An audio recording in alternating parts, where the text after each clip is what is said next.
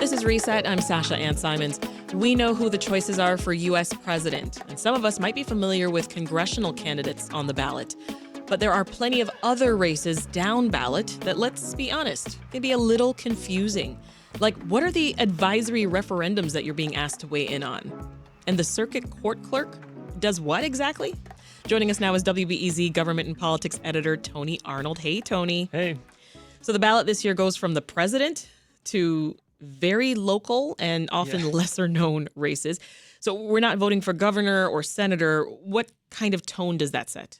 Yeah, I think it sets a tone where it's so much. I mean, any election cycle has all the attention on the president when it's in a presidential election year. But this particular year, there's just kind of this drop off. Usually there's another race where there's, I don't know, tens or hundreds of $1 millions of being spent on something in Illinois, whether it's governor or a statewide office or U.S. senator. And here, this time, we're just going from president to Congress. And so it just feels a little bit different. And that's just the nature of this particular cycle, since that's just how the numbers fell this time. So we're here to mostly talk about what's going on in Cook County and the region this time, as opposed to what's going on in D.C. and Springfield. That's right. Yeah, super local, right? That's right. Let's demystify this voter ballot here, because there's a lot. For example, there's a number of measures statewide that will appear at the top of everyone's ballot. They're non-binding, but they can inform policy. Is that right? That's right. Yeah, this is an option that lawmakers in Springfield have to take the temperature of the public. And you can certainly make the argument that there's a political motive here to fill these questions in with things that they want, but maybe a little hard to get past for the votes, or to box out someone else from getting their questions on.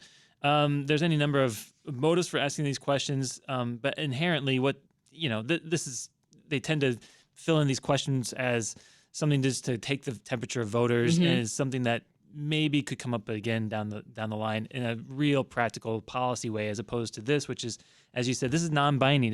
It really doesn't totally matter, other than it shows what the power of people can have at the voting booth on these maybe delicate topics, depending on what the questions are. Yeah, these are on the ballot because of Senate Bill 2412 that passed back in May, and it's the first time that these advisory questions have been on the ballot since 2014. Is that pretty significant? From Springfield, right? This is from the lawmakers in Springfield. The city council in Chicago does this sometimes, just for Chicago ballots. I believe Cook County can do the same thing. So it's something that lawmakers don't use all the time, but here we are using it this time, and they had their own motives for the types of questions that they wanted to poll people on this time. Yeah, the Property Tax Relief and Fairness referendum asks if there should be a 3% increase on incomes greater than $1 million. What's that story? Well, this comes out of, shortly after J.B. Pritzker won and became governor, he did this whole campaign, right, on changing the Illinois state constitution to allow for a graduated income tax, where rich people would pay a higher percentage of income tax to the state than people who make less money. And voters turned that down, and now here they are with a non-binding question. It's a very similar concept, which is, should people with income over $1 million be taxed at a higher percent, 3% more? But then specifically, this money would be used for property tax relief for other people who would qualify, and that's where the difference is. And so clearly there's an effort here from the Democrats to not just walk away from this concept that failed at the ballot box in I believe 2020. It's a different type of thing, and what they're doing here is adding property tax to it. Property taxes, everyone knows their property taxes. Everyone can't stand it. It's a sore spot. It's a sore spot for a lot of people. Exactly right. And so this question gets to the root of that. We have people like the former governor Pat Quinn campaigning hard for this very topic to, in theory, down the road, practically provide some sort of property tax relief for people. The Assisted Reproductive Health Referendum asks if reproductive treatments, including in vitro fertilization, should be covered by health insurance plans in Illinois. That seems pretty straightforward, but there's a bit of controversy. Can you quickly explain that? Well, there's just groups that oppose IVF or want their own question on there. And here, this is a national issue thanks to the actions of some state Supreme Courts in other states outside of Illinois. IVF here is in Illinois is still happening, right? And so this question gets to what's become a national debate, a national issue over IVF in the context of all the actions that have been taken on abortion restrictions in other states. And so this is, I think, the Democrats who put this on the ballot in the Illinois House and Senate, it's their effort to show just how popular this is with people. And it's just another type of thing to motivate voters, I think, in a year where there's already, a lot of attention on the president. On this topic, yeah. Everyone in Cook and the 5 collar counties will see county circuit clerk on their ballot, though in Cook County it's listed as the clerk of the circuit court. Yeah. Trying to get all my C's there. It's hard to say. It is. What exactly does this person do, the county circuit clerk? Essentially this is the person in charge of paperwork throughout the court system. Okay. And you get to elect the person who's going to be doing that. Occasionally there are these positions on the ballot that are elected. And while there is some policy involved, but you know what? It's a lot of the work there is administrative work. And this is not unique to just this position, but there is this position that you elect in Cook County and in the collar counties where this is the person in charge of paper. But and a lot of people running for it too, right? In Cook, Will, and Lake counties, there are multiple people running for the position. The thing is, we don't know a ton about them. Well, in Cook County, you have Mariana Spiropoulos, who's the Democratic nominee for the title. She's been on the Water Rec Board for a while, and she defeated the incumbent in the primary, Iris Martinez, who was a longtime state senator, and moved into this role. But then the Democratic, she backed some people that the Democratic Party of Cook County did not like, and so then they helped support Spiropoulos, who ended up defeating her in the primary. And Cook County is this, it's not a secret, it's a heavily Democratic county. But there are, countywide, some Republicans and I believe libertarians running on the ballot who have not necessarily run for office before and don't have fundraising to get their message out. And voters in Cook County will be voting on another clerk, the county clerk, which is the office responsible for record keeping and for serving as a secretary and setting agendas and meeting times. So organization skills are key here, Tony, is what I'm hearing. Yeah, and the clerk, separate from the court clerk, the clerk does also manage the elections. And so when you are questioning your ballot and where it goes and where the count is, outside of Chicago, that is, you go to your county clerk as your local election authority. Lots to keep track of course. All right, sit tight, Tony. I want to get some more election questions answered by WBEZ education reporter Sarah Karp, who's here in studio with us. She's here to fill us in on a new position that Chicagoans will see on the ballot this year, the elected school board. Hey, Sarah. That is true. That is true. Now, suburbs have some elections going on too. Right. But in Chicago, this is the first ever.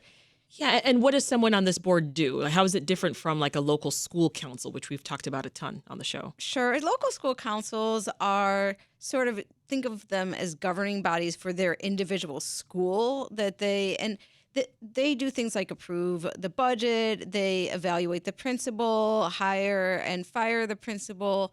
But the school board members, they set policy for the whole district. One of the really big things that they do is they approve the budget. So that's, Chicago Public Schools has a $9.3 billion budget. So that's a big deal. There's a lot of budget decisions to be made. And so they're really sort of as one of the board members who just resigned from the board said, you can sort of think of the school board as like the rudder of a really big ship, and they try and make changes that might, over time affect the school district. Yeah. And so there are advocates and opponents, of course, of the elected school board. Quickly, what did they have to say on each side? Well, there are a lot of people who think that Chicago Public Schools has been better off under a mayoral appointed school board, which is what the school district has had since 1995. And before that, there was sort of a convoluted nomination process. Because with with the mayor appointing every member of the school board, who then hires the CEO, it's very straightforward. Right. You don't have a lot of debate, and of course, over the last couple months, this has sort of been not true. But Right. but let's just say, like, There's been quite a bit of debate. right. But for the last 30 years, I mean, I've covered school boards where they basically come in, they sit down, and they nod their heads and vote the way the mayor says to vote, and leave, and there's very little discussion. And so, but people think that's efficient. Yeah. And people are very worried that this school board, which is going from a 7-member school board to a 21-member school board, will be chaotic and messy, and that it'll be hard to get consensus, and people's ideology will come in and impact the school district in not a positive way. So there are fears about how this might play out. And voters are going to be selecting a candidate for their district, right? Not candidates for the entire board. Right. And so this year, we are voting on the city's been split up into 10 districts. And so there'll be 10 elected representatives come January, and then the mayor will still be able to appoint 11, including the president. But come 2025, everyone's going to be elected, and those 10 districts will be divided into 20 districts, and then the president will be an at-large position. So basically everybody will vote on the president of the school board. Gotcha. That's Sarah Karp. Thank you so much. You can find the school board voter guide at wbez.org/education. Yeah, go look at it. It's great. All right, voters in Cook County will also be selecting commissioners for the Metropolitan Water Reclamation District, or MWRD. This is the agency responsible for managing stormwater. Our producer, Linnea, talked with Reset Sustainability contributor Karen Weigert, who had this to say about the role of the MWRD. It's a really big agency when you think about impact on your daily life and what happens to water. And how do we know that where that water goes is where we want it to go and that it's clean enough? This impacts our rivers, but it also impacts the water that goes all the way down to the Gulf of Mexico. But this is an elected board of commissioners. So think about the policies that you want coming out of this organization. Think about the financial health that you want, and really think about the strategies that will strengthen this region in a changing climate for everyone. Karen went on to explain why this is so important now as climate change brings more frequent, intense rainstorms. Our infrastructure has to somehow absorb a lot of rainwater really, really quickly, and it historically hasn't been built for that.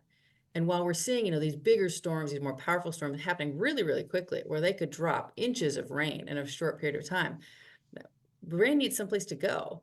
And gravity hasn't changed, so it's going to go down. And if down means, unfortunately, a basement, that's where it's going to go. But where it starts is in the pipes. And in Chicago and in this region, we have the same pipes for stormwater as we do for the water that comes out of our buildings and our homes. And so that combination of stormwater and the water coming out of our homes, which could be from kitchens, but could be from bathrooms, that can create a very unpleasant mix. And that's the water that we're seeing flooding into basements. And that's what we'd like to see less of. And note that if you are a voter in Lake County, you'll be choosing people to sit on the North Shore Water Reclamation District. All right, Tony Arnold, WBEZ's government and politics editor, is still here with us. Two quick things to hit on with you before we go here, Tony. So Cook and the 5 collar counties were voting for our state's attorney this time around. Remind us what that office does. And then I know you've got some congressional races that you're watching too. Sure. Yeah. In Cook County in particular, this is a big race because incumbent Kim Foxx is not seeking re-election. And so the state's attorney race in Cook County is competitive. And here it's the, we're talking about what these offices do. This is the office that prosecutes people or chooses not to prosecute people if they feel the evidence isn't there. And not only that, but this office is active in the State House. And so oftentimes when people want to say that they're tough on crime to get elected to office, they're going to go to the state's attorney's office to see, can I get your help in advocating for a certain bill to increase or, I suppose, decrease or change the types of sentencing guidelines that there are for a certain crime. So there is policy that's involved in the state's attorney. That is a very powerful position, and the state's attorneys around the state do talk to each other and have an association there to lobby for certain changes to state law. Right. As far as Congress that you mentioned, Yeah, who are you keeping an eye on here? well, the big one in Illinois, Chicago and the suburbs and the exurbs all have been trending Democratic for a very long time. That's just voting patterns. That's money. That's where attention goes from the groups in Washington whose job it is to try to win a majority for their party. And so it's all Democrats around Chicago now. The one that in Illinois that's getting a lot of attention and money and seems to be competitive is out west. It's this district that curves from Rockford to the Mississippi River to Quad Cities, then curves back around and gets into Peoria and Bloomington Normal. It's a huge district. It's winding. This is currently represented by a Democrat, Eric Sorensen, and he's up against a former judge named McGraw, who's getting some attention from the Republicans in Washington who are trying to get some organization and momentum there to flip that seat. So if Democrats want to try to take back the U.S. House, then they got to keep Sorensen there. And that's probably the one in Illinois that's getting the most most attention. Yeah. That's Tony Arnold, WBEZ's government and politics editor. Thank you so much. A note that Monday on Reset, we're going to bring you interviews with the candidates running for Cook County State's attorney.